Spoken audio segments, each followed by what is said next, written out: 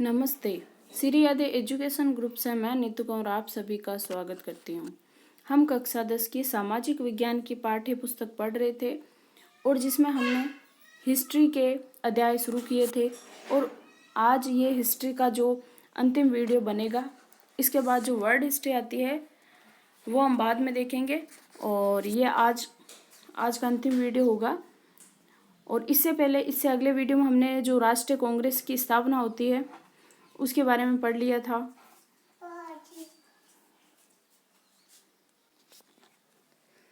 इसके बाद में 1858 ईस्वी के बाद जो राजनीतिक चेतना का प्रचार होता है उसके बारे में जान लिया था। और जो गर्मपंथी थे, राष्ट्रवादी आंदोलन का जो प्रारंभ होता है उसके बारे में जाना था। जलियांवाला बाग जो हत्याकांड होता है उनके बारे में पढ़ लिया था। और जो असहयोग आंदोलन और खिलाफत आंदोलन आते हैं गांधी जी के, और जो रोलेक्ट एक्ट आता है और जो व्यक्तिगत सत्याग्रह आता है उनके बारे में हम आज पढ़ेंगे।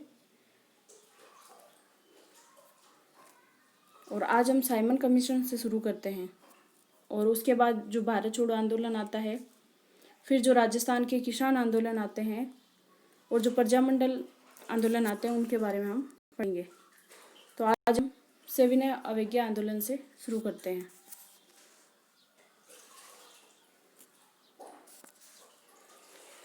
देखिए, ये जो सविनय अवज्ञा आंदोलन है ये 6 अप्रैल 1930 को शुरू हुआ था।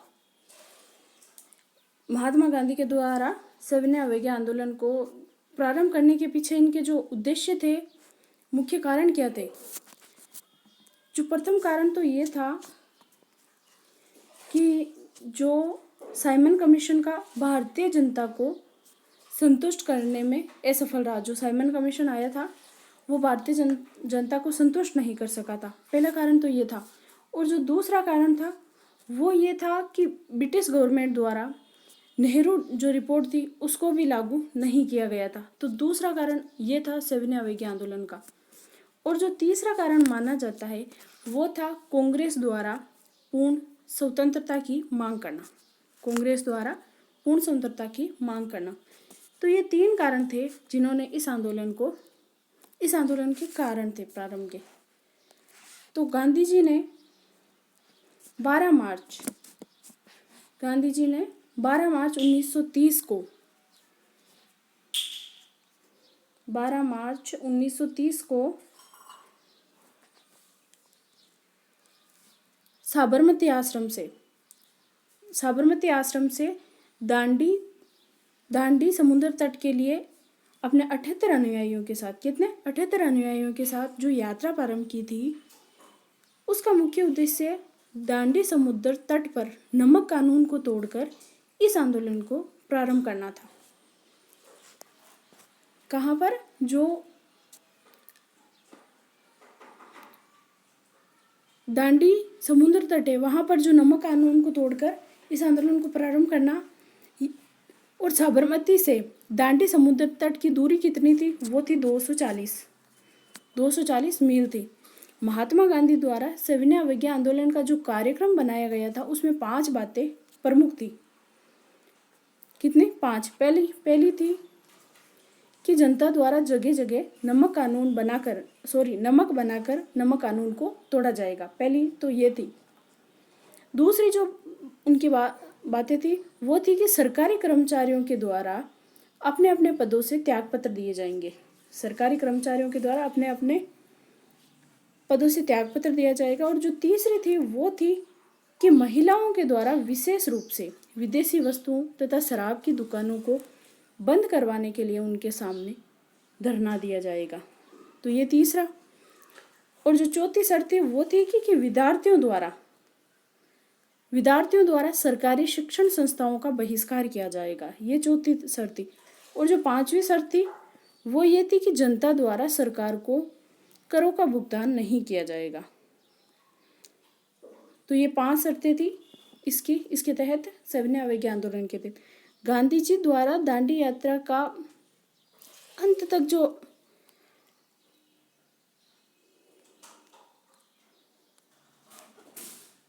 अब महात्मा गांधी के द्वारा 6 अप्रैल 1930 को दांडी समुद्र तट पर नमक कानून को तोड़कर इस आंदोलन को प्रारंभ किया गया था।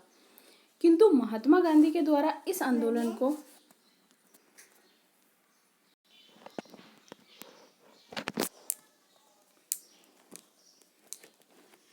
इस प्रकार महात्मा गांधी के द्वारा इस आंदोलन का प्रारंभ करने पर जो ब्रिटिश सरकार थी, उन्होंने गांधी जी को गिरफ्तार करके जो पूना की यरवदा जेल आती है वहाँ पर उनको बंद कर दिया था। उनकी गिरफ्तारी के बाद जो अब्बास तैयब जी आते हैं, उनके द्वारा इस आंदोलन का नेतृत्व किया गया था। और इस आंदोलन का नेतृत्व बंगाल में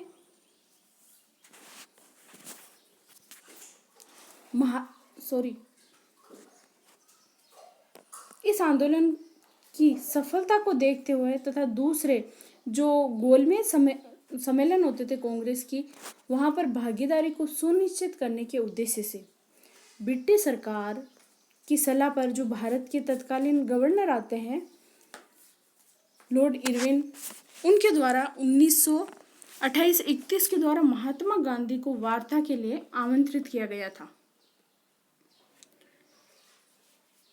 और महात्मा गांधी और लॉर्ड इरविन के बीच में जो वार्ता का आयोजन करने में प्रमुख भूमिका किसकी थी? वो थी सर तेज बहादुर सप्रू की और M.R. जयकर की। लॉर्ड इरविन तथा महात्मा गांधी के बीच लंबी वार्ता के बाद 5 मार्च 1931 को गांधी इरविन समझौता हुआ था।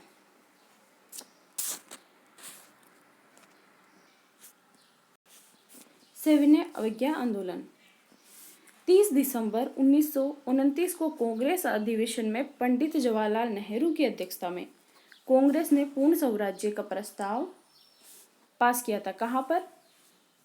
कब? 30 अप्रैल 1929 में जो कांग्रेस का अधिवेशन हुआ था और अध्यक्ष कौन थे? पंडित जवाहरलाल नेहरू थे। तो उसमें कांग्रेस ने पूर्ण स्वराज्य का प्रस्ताव पास किया था। और इस पूर्ण स्वराज्य के लक्ष्य को प्राप्त करने के लिए गांधी जी ने 78 सदस्यों के साथ साबरमती आश्रम से 200 किलोमीटर दूर गुजरात में समुद्र के तट पर स्थित दांडी गांव के लिए पैदल चल पड़े थे। 6 अप्रैल 1930 ईस्वी दांडी पहुंचकर नमक बनाकर अंग्रेजी कानून को तोड़ा गांधी जी ने। कब? 6 अप्रैल 1930 को।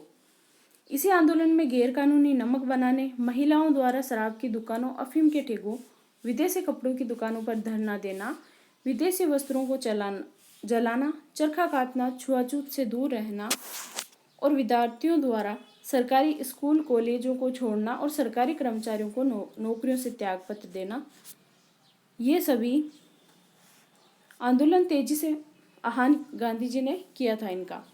यह आंदोलन तेजी से पूरे भारत में फैल गया था।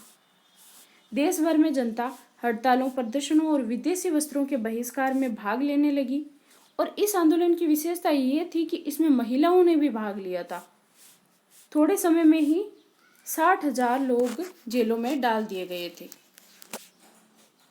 इस प्रकार 5 मार्च 1931 को सरकार और कांग्रेस के मध्य गांधी इरविन समझौता हुआ और वायसराय ने इस बात की घोषणा की कि भारतीय संवैधानिक विकास का उद्देश्य भारतीयों को डोमिनियन स्टेट देना है। गांधी जी ने भारतीय संवैधानिक सुधारों के लिए बुलाए गए दूसरे गोलमेज सम्मेलन में भाग लिया और वे वहां से निराश लौटे। उन्हें 1932 में सविनय अवज्ञा आंदोलन को प्रारंभ कर दिया था। जब गोलमेज सम्मेलन हुए और गांधी जी ने द्वितीय गोलमेज सम्मेलन में भाग लिया था, लेकिन जब उनकी शर्तों को माना नहीं गया तो फिर 1932 ईस्वी में वापस उन्होंने सविनय अवज्ञा आंदोलन को प्रारंभ कर दिया था। 1933 में गांधी जी ने अपने आंदोलन की असफलता को स्वीकार कर लिया और कांग्रेस की सदस्यता से त्याग पत्र दे दिया था। कब? 1933 ईस्वी में। तो उसके बाद ये व्यक्तिगत सत्याग्रह आरंभ होता है। द्वितीय विश्व युद्ध प्रारंभ हो गया था और भारत को युद्ध में सम्मिलित करने के खिलाफ देश के विभिन्न भागों में हड़तालें व प्रदर्शन हो रहे थे। द्वितीय विश्व युद्ध जब प्रारंभ हुआ था तो भारत को युद्ध में शामिल करना चाहती थी ब्रिटिश सरकार, तो इसी खिलाफ में देश के विभिन्न भागों में जनता थी और जो नेता थे वो हड़तालें कर रहे थे, प्रदर्शन कर रहे थे। तभी गांधी जी ने सत्याग्रह की बजाय व्यक्तिगत सत्याग्रह का प्रस्ताव पास किया था, प्रस्ताव रखा था, जिसे कांग्रेस ने स्वीकार कर लिया था। कौन सा? जो व्यक्तिगत सत्याग्रह का प्रस्ताव गांधी जी ने रखा था उसको कांग्रेस ने स्वीकार कर लिया था। 17 अक्टूबर 1940 ईस्वी को कांग्रेस ने व्यक्तिगत सत्याग्रह आंदोलन शुरू किया था। कब? 17 अक्टूबर 1940 ईस्वी को। गांधी जी द्वारा चुने सत्याग्रही एक एक करके सार्वजनिक स्थलों पर पहुंचेंगे, युद्ध के खिलाफ भाषण देंगे और गिरफ्तारी देंगे। ये इनका व्यक्तिगत सत्याग्रह के तहत कार्य होता था। जो विनोबा भावे थे, विनोबा भावे वो पहले सत्याग्रही थे और जिन्हें 3 महीने की सजा भी दी गई थी, और जवाहरलाल नेहरू दूसरे, और जो ब्रह्मदत्त थे वो तीसरे सत्याग्रही थे।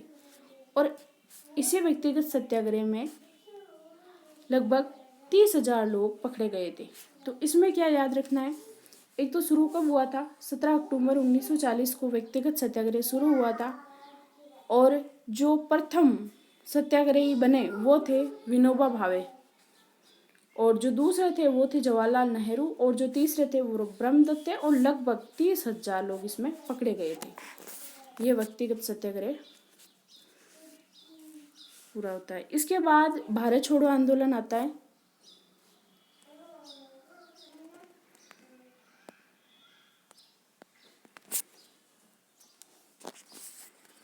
देखिए, जो ये भारत छोड़ो आंदोलन है वो 9 अगस्त 1942 को शुरू होता है। तो महात्मा गांधी के द्वारा भारत छोड़ो आंदोलन के प्रारंभ करने के पीछे मुख्य कारण क्या थे? तो इस आंदोलन को प्रारंभ करने के पीछे 3 मुख्य कारण माने जाते हैं। प्रथम आता है कि जो क्रिप्स मिशन था उनको भारतीय जनता को संतुष्ट करने में असफल था, क्रिप्स मिशन असफल हुआ था। और दूसरा कारण था कि भारत पर जो जापानी आक्रमण की संभावना थी वो पैदा हो जाना, तो ये दूसरा कारण था। और जो तीसरा कारण था वो था कि द्वितीय विश्व युद्ध के दौरान जो आवश्यक वस्तुओं की कमी हो जाना और उनके मूल्यों में वृद्धि हो जाना, और जिसके कारण जनता को काफ़ी कठिनाइयों का सामना करना पड़ा था। तो ये 3 प्रमुख कारण माने जाते हैं गांधी जी का भारत छोड़ो आंदोलन शुरू करने के पीछे। महात्मा गांधी के अनुरोध पर ही जो भारत छोड़ो आंदोलन के प्रस्ताव पर विचार करने के लिए कांग्रेस की जो कार्यकारिणी की बैठक हुई वो 14 जुलाई 1942 को वर्धा में हुई थी, और जिसमें कांग्रेस के कार्यकारिणी ने एक प्रस्ताव पारित करके भारत छोड़ो आंदोलन के लिए अपनी स्वीकृति प्रदान कर दी थी, और इसी को ही वर्धा प्रस्ताव के नाम से जानते हैं।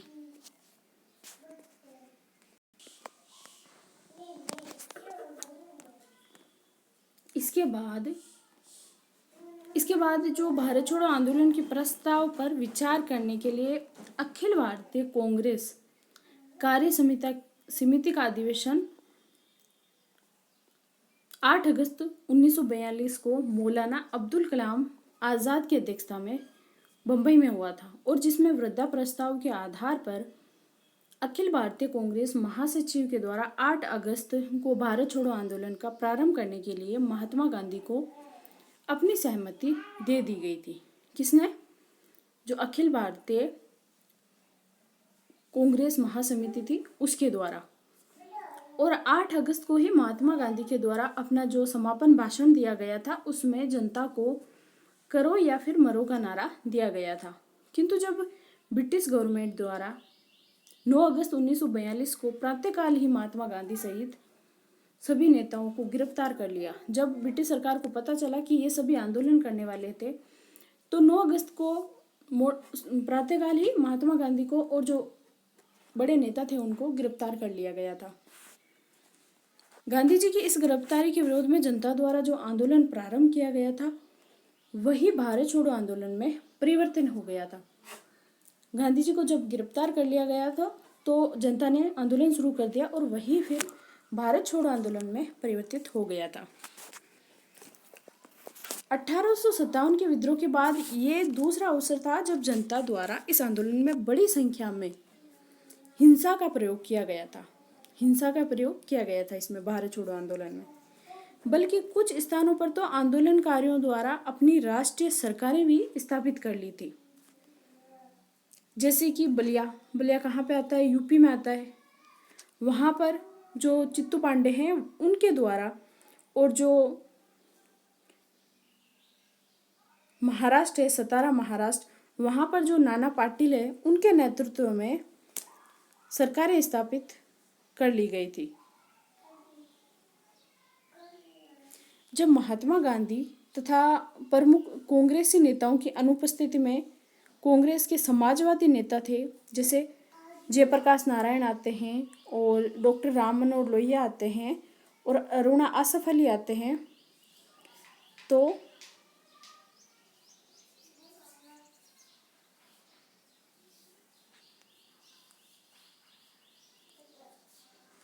इन्हीं लोगों के द्वारा कांग्रेस में समाजवादी विचारधारा होने के कारण समाजवादी पार्टी का गठन कर लिया गया था।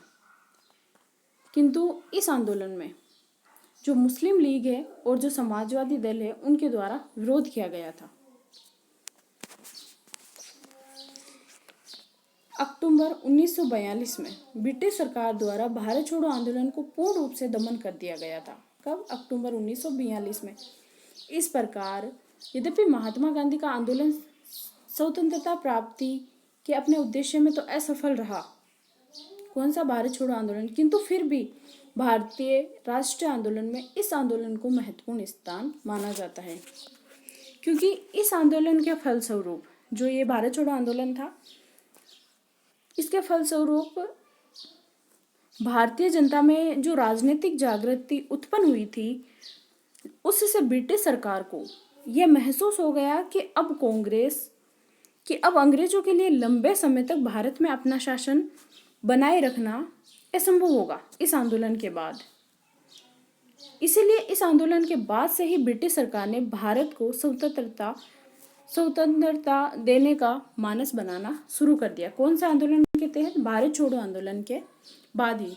और इसी आंदोलन के फलस्वरूप विदेशी जनमत भारत के पक्ष में काफी मजबूत हो गया था, क्योंकि इस आंदोलन के बाद अमेरिका के राष्ट्रपति जो आते हैं रूजवेल्ट, उन्होंने जो लॉर्ड चर्चिल आते हैं उनको ये सलाह दी थी कि ब्रिटिश सरकार को भारत के स्वतंत्रता के प्रश्न पर गंभीर रूप से विचार करना चाहिए। और इसी प्रकार इस आंदोलन ने भारतीय स्वतंत्रता की पृष्ठभूमि तैयार कर दी। किसने? भारत छोड़ो आंदोलन ने। तो चलिए, भारत छोड़ो आंदोलन के बारे में हमने इतनी बातें जान ली, अब पढ़ लेते हैं कुछ। भारत छोड़ो आंदोलन। क्रिप्स मिशन की असफलता और जापान का भारत पर आक्रमण का भय। 14 जुलाई 1942 की वृद्धा कांग्रेस बैठक में कांग्रेस कार्यकारिणी के निर्णय आदि के कारण 8 अगस्त 1942 को बंबई में अखिल भारतीय कांग्रेस समिति की बैठक में गांधी जी ने भारत छोड़ो का प्रस्ताव को स्वीकार कर लिया था। और इसी संदर्भ में उन्होंने कहा कि अब मैं आपको एक छोटा सा मंत्र दे रहा हूँ, वह मंत्र है करो या मरो। ये किसने कहा? गांधी जी ने। हमें या तो भारत को स्वतंत्र कराएंगे या इस प्रयास में मारे जाएंगे। ये किसका कहना? महात्मा गांधी का। मगर हम अपनी पराधीनता को जारी रहते देखने के लिए जिंदा नहीं रहेंगे। 9 अगस्त को प्रातःकाल ही गांधी जी सहित दूसरे कांग्रेसी नेता को गिरफ्तार कर लिया गया। कांग्रेस को गैर कानूनी संस्था भी घोषित कर दिया था अंग्रेजों के द्वारा। इस आंदोलन को कोई निश्चित योजना नहीं बनाई गई थी। इस आंदोलन में शांतिपूर्ण हड़तालें करना और सार्वजनिक जो सभाएं थी वो करना, लगान देने से मना करना तथा सरकार का असहयोग करने की बात कही गई थी। इसी आंदोलन को गांधी जी ने अंतिम संघर्ष भी बताया था।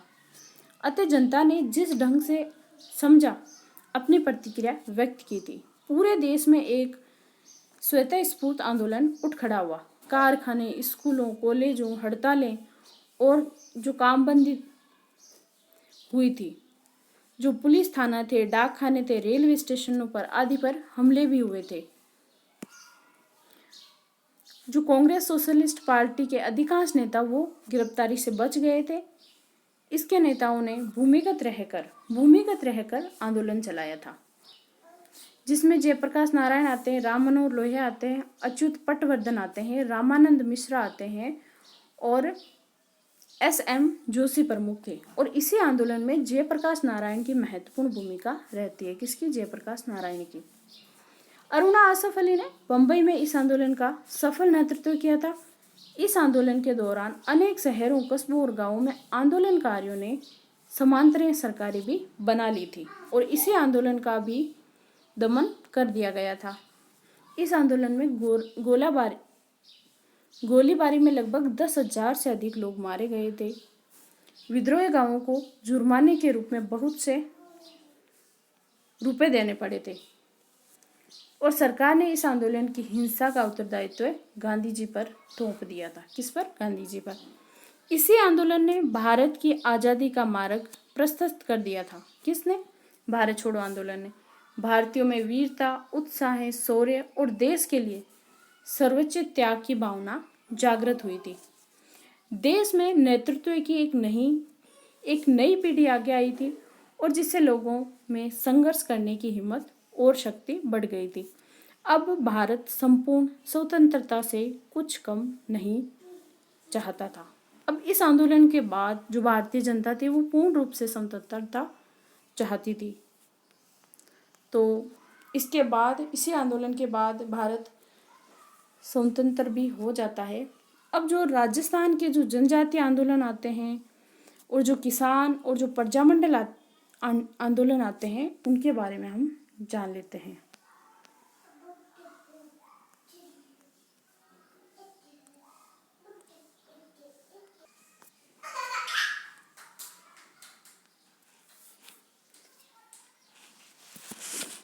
राजस्थान में जो ये किसान आंदोलन थे उनका कारण क्या था? उनका कारण था किसानों पर होने वाले अत्याचार, उनसे अत्यधिक कर लेना।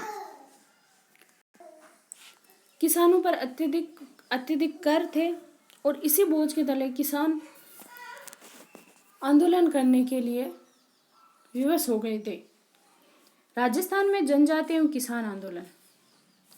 राजस्थान में राजनीतिक चेतना का प्रारंभ यहाँ के किसानों व जनजातीय समाज ने किया था। जब यहाँ के किसानों पर अत्यधिक वित्तीय बोझ डाला गया था तो यहाँ किसानों ने विरोध शुरू कर दिया था। बहुत ज़्यादा उनसे कर लिए जाते थे, चाहे फसल हो या नहीं हो, लेकिन उनसे कर लिए जाते थे। तत्कालीन राजनीतिक व्यवस्था को चुनौती दे डाली थी। राजस्थान के आदिवासी क्षेत्रों में यह आंदोलन स्वतः स्फूर्त थे। कहाँ पर? जो आदिवासी क्षेत्र थे वहां पर, जो अन्याय व अनावश्यक उत्पीड़न के विरुद्ध शुरू हुए एवं भावी राजनीतिक आंदोलन के प्रेरणा के सूत्र बने।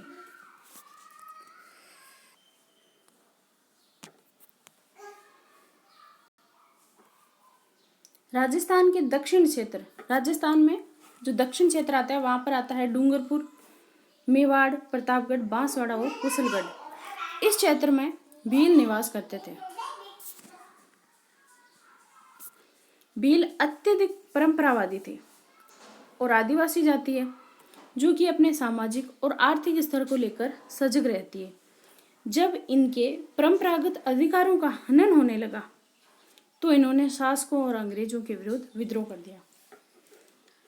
होता क्या है कि जो आदिवासी जनजाति है वो अपनी परंपराओं को बनाए रखना चाहती थी, लेकिन जब उनकी परंपराओं और उनके अधिकारों का हनन होने लगा था तो फिर आदिवासी जाति शासकों और अंग्रेजों के विरुद्ध विद्रोह कर दिया था। और इसी में आता है जो भगत आंदोलन है, जो कि गोविंद गिरी के द्वारा शुरू किया गया था, वो आता है भगत आंदोलन। देखिए, भीलों को सामरिक और नैतिक उत्थान के लिए गोविंद गुरु ने संप सभा की स्थापना की थी। संप सभा का मतलब होता है सभ्य सभा, यानी भीलों के विकास के लिए, उनके नैतिक उत्थान के लिए गोविंद गुरु ने इस सभा की स्थापना की थी। उन्हें हिंदू धर्म के दायरे में बनाए रखने के लिए भगत पंथ की भी स्थापना की थी। संप सभा द्वारा मेवाड़, डूंगरपुर, ईडर, गुजरात, विजयनगर और मालवा के भीलों में सामाजिक जागृति से शासन संकुचित हो उठा और भीलों को भगत पंथ छोड़ने के लिए विवश किया जाने लगा था। किसको? भीलों को विवश किया जा रहा था कि भगत पंथ को छोड़ दें। जब भीलों को बेगार कृषि कार्य के लिए बाध्य किया गया था। बेगार का मतलब होता है कि उनको काम के बदले कुछ भी नहीं देना, पैसे वगैरह। तो इस कार्य के लिए बाध्य किया गया और जंगलों में उनके जो मूलभूत अधिकार थे उनसे भी उनको वंचित कर दिया गया था। किसको? जो ये भील थे उनको। उन्होंने आंदोलन प्रारंभ कर दिया था। अंग्रेजों ने गोविंद गुरु द्वारा चलाए जा रहे इस सामाजिक सुधार व संगठन के पीछे भील राज्य की स्थापना की संभावना व्यक्त की थी। यानी जब गोविंद गुरु ने संप सभा की स्थापना की और जो उन्होंने समाज सुधार के लिए संगठन बनाया था, तो अंग्रेजों ने सोचा कि ये एक नए भील राज्य की स्थापना करना चाहते हैं। गोविंद गुरु को अप्रैल 1913 ईस्वी को डूंगरपुर राज्य द्वारा गिरफ्तार कर लिया गया था। किसको? गोविंद गुरु को। लेकिन बाद में इनको छोड़ दिया गया था। गोविंद गुरु अपने साथियों के साथ मानगढ़ की पहाड़ियों पर चले गए थे। कहाँ पर? मानगढ़ की पहाड़ियों पर। अक्टूबर 1913 ईस्वी को अपने संदेश द्वारा भीलों को मानगढ़ की पहाड़ी पर एकत्रित होने के लिए कहा। कहाँ पर? मानगढ़ की पहाड़ी पर। भील हथियारों सहित बड़ी संख्या में एकत्रित हुए। भीलों की एकता से भयभीत हो अंग्रेजों ने वहां पर सेना भेजी। कहाँ पर? मानगढ़ की पहाड़ी पर। क्योंकि वहां पर गोविंद गिरी के कहने पर सभी भील एक जगह एकत्रित हो गए थे। तो जिसने मानगढ़ की पहाड़ी पर पहुंचकर गोलाबारी कर भीलों को तितर-बितर कर दिया था। यहाँ पर जब अंग्रेज पहुंचे तो इन्होंने यहाँ पर गोलियां चलाना शुरू कर दी थी। सरकारी आंकड़ों के अनुसार इस कार्रवाई में 1500 भील मारे गए थे। किसके अनुसार? सरकारी आंकड़ों के अनुसार। कहाँ पर? मानगढ़ की पहाड़ी पर। इस प्रकार भगत आंदोलन को निर्ममता पूर्वक कुचल दिया गया तथा गोविंद गुरु को 10 वर्ष के लिए कारावास की सजा दी गई थी। तो इसमें क्या याद रखना है कि गोविंद गिरी उन्होंने संप सभा की स्थापना की। जो भील थे उनको मुख्य धारा से जोड़ने के लिए इन्होंने संगठन बनाया, लेकिन अंग्रेजों ने उनको गिरफ्तार कर लिया था। जब उन्होंने मानगढ़ की पहाड़ी पर सभी भीलों को वहां पर एकत्रित किया था, तो फिर अंग्रेजी सैनिकों ने